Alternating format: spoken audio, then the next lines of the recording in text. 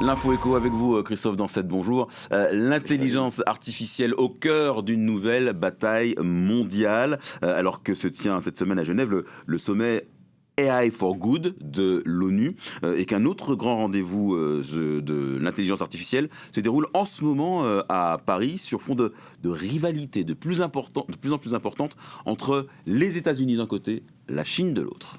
À Genève, on parle de gouvernance, de sécurité, d'éthique. À Paris, au sommet RAISE, on parle plutôt d'investissement, d'entreprise, de puissance industrielle. Deux lieux, deux ambiances, mais un même constat, l'intelligence artificielle est devenue un enjeu de souveraineté. Pendant longtemps, les États-Unis semblaient avoir une longueur d'avance, même écrasante, avec OpenAI, Anthropic, Google ou encore Meta AI.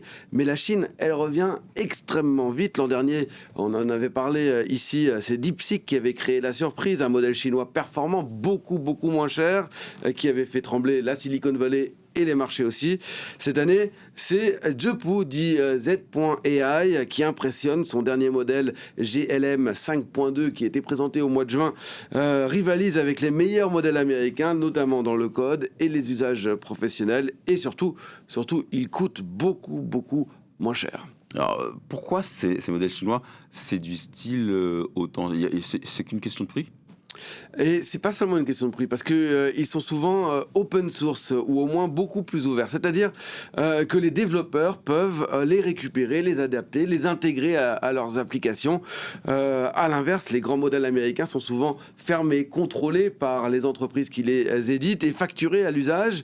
Plus une entreprise utilise l'IA, plus elle consomme ce qu'on appelle les tokens, en clair des unités de texte et de données, et plus la facture, elle grimpe.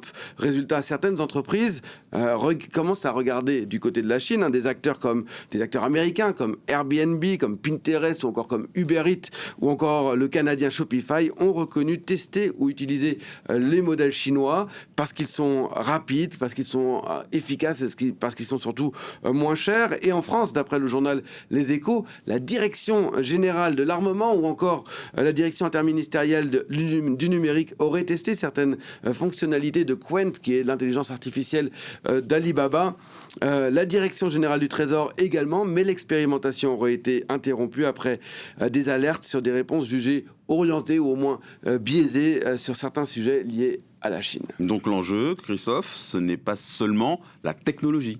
Non, c'est bien plus large, c'est une question de puissance, de souveraineté, je le disais. Aux États-Unis, l'IA, elle est traitée comme une technologie stratégique. La dernière affaire Anthropic, lorsque l'administration Trump avait sommé le groupe de Dario Amodei d'interdire l'accès aux modèles les plus avancés de Claude, c'est-à-dire Mythos 5 et Fable, l'a bien montré. Washington doit désormais donner son feu vert avant la sortie de tout nouveau modèle d'IA. Les autorités américaines ont d'ailleurs approuvé aujourd'hui les nouvelles versions de ChatGPT, les versions de ChatGPT 5.6, c'est comme ça qu'elles s'appellent, qui sortiront pour le public demain.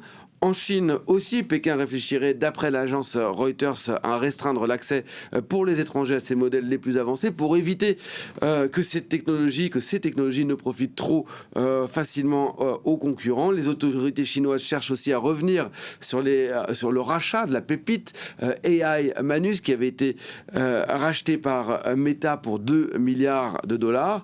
Et puis Alibaba prévoit d'interdire l'accès à Claude, tout simplement Claude, à ses développeurs cette semaine. Alors, vous parlez de la Chine, vous parlez des États-Unis et l'Europe dans tout ça, Christophe ?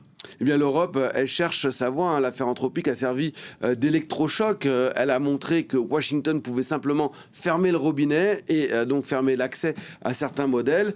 Et donc, l'idée, c'est de ne plus dépendre uniquement d'OpenAI et d'Anthropic, ne pas basculer non plus vers Alibaba, DeepSeek ou Z.AI sans garantie. D'où l'intérêt croissant pour des acteurs américains comme Mistral AI ou H Company, spécialistes des agents IA. En France, l'idée n'est pas seulement de créer un chat GPT européen, c'est de disposer des modèles que les entreprises, les administrations, les banques, les industriels ou encore surtout les armées peuvent utiliser sans craindre qu'une décision prise à Washington ou à Pékin les prive soudainement de tout accès. Et c'est tout l'enjeu de ces sommets aujourd'hui, en ce moment même, cette semaine à Genève et à Paris, décider si l'Europe sera seulement cliente des intelligences artificielles américaines ou chinoises, ou si elle peut encore devenir un acteur à part entière de cette nouvelle révolution industrielle. L'info écho avec Christophe Dansette, merci.